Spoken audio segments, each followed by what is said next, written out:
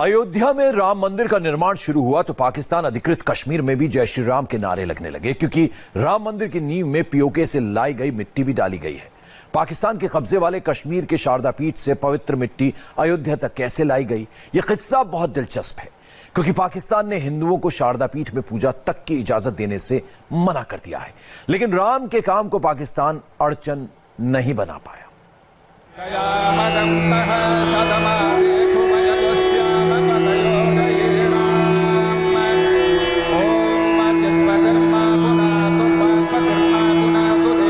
रामलला के मंदिर की नींव में उस कश्मीर की मिट्टी की भी खुशबू महक रही है, जो हमारा होने के बावजूद हमारे पास नहीं है। उस जमीन की मिट्टी जहां सदियों सनातन परंपरा का केसरी पताका फहराता रहा, उस पावन पवित्र गरिमा में स्थल की मिट्टी जिस पर कब्जा तो पाकिस्तान का है, लेकिन जिसके रज रज में राम विराजते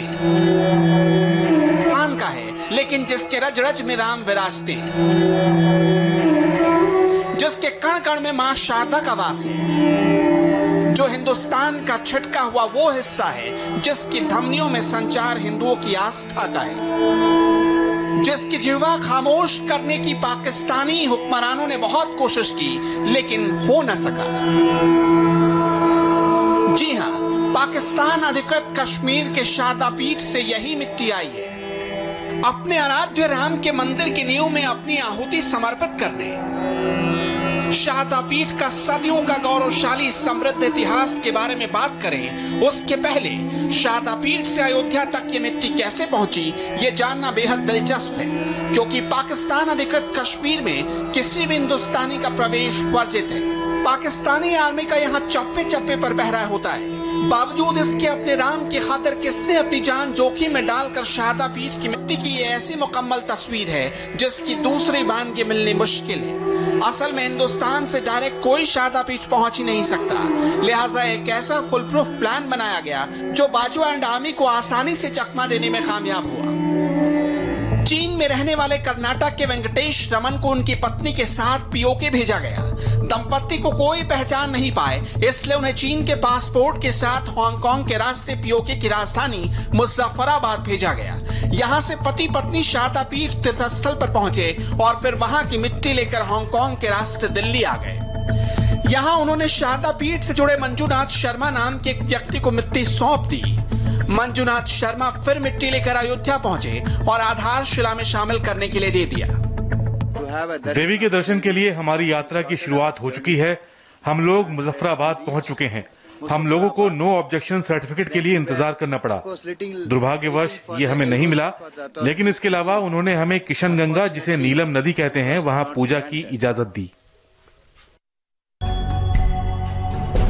वेंकट को मूल शारदा पीठ स्थान पर पाकिस्तान ने जाने की अनुमति तक नहीं दी, लेकिन वेंकट की ये जो पूजा करने की तस्वीर है, ये ठीक शारदा पीठ से बस थोड़ी ही दूर पर है, किशन गंगा के किनारे, जिसकी निर्मल धारा शारदा पीठ को छूकर गुजरती है। आस्था की चौखट पर भी पाकिस्तान ने अपने विध्वंसक सोच का ताला लगा रखा है, लेकिन पाकिस्तान उस मिट्टी को हिंदुस्तान आने से नहीं रोक सका जो राम काज में प्रयोग की जानी थी। पाकिस्तान उस मिट्टी को हिंदुस्तान आने से नहीं रोक सका जो राम काज में प्रयोग की जानी थी, गिरा के सीकर सिटीजन बना के इस रविंद्र पंडित की जा सकी।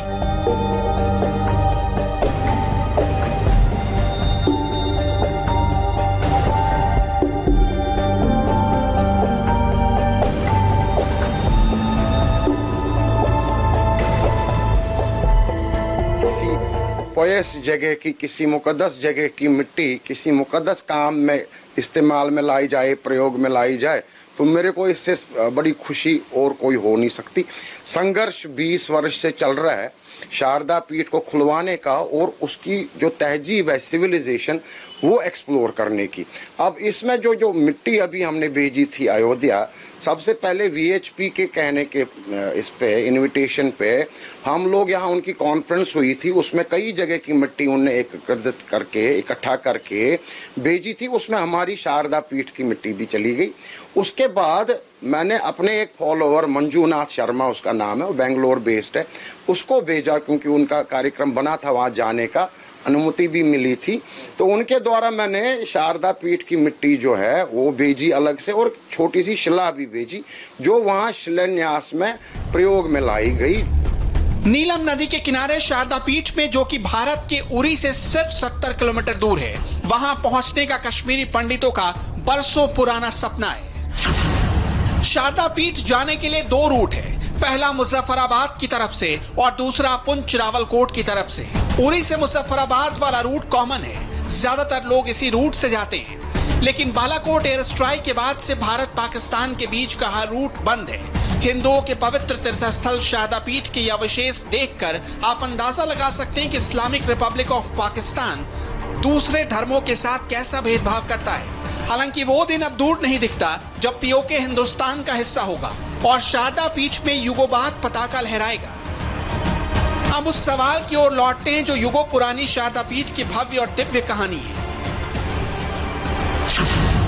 शारदा पीठ करीब 5000 साल पुराना मंदिर है, जिसे सम्राट अशोक के शासनकाल में स्थापित किया गया। शारदा पीठ कश्मीरी पंडितों के लिए 3 प्रसिद्ध पवित्र स्थलों में से एक है।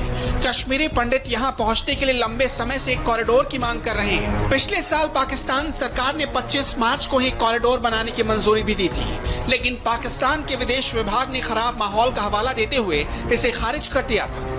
करतारपुर ये पाकिस्तान इसलिए पासपोर्ट और वीजा वाले प्रश्नों पर कोई कंफ्यूजन नहीं। शारदा पीठ ये भारत में है, पाक ने उस क्षेत्र को अधिकृत किया हुआ है, इसलिए उसकी मॉडलिटीज क्या होगी उनमें थोड़ी उलझन अभी है। कब समय ऐसा आएगा कि अनुमति मिलेगी और हम सबकी आंखों में उस पीठ के दर्शन होते हैं, हमारे हृदयों में श्रद्धा है। सदियों तक जहां देवी देवताओं का दरबार था, युगों तक जहां आस्था का मेला लगता रहा, करोड़ों हिंदुओं की भक्ति का जो सालों तक केंद्र रहा, वहां अब सिर्फ भग्नावशेष बचा है। लेकिन भूगोल पर अधिकार जमा लेने से ना तो इतिहास बदल जाता है, ना भक्ति के रंग पर कोई दूसरा रंग चढ़ाया जा सकता है।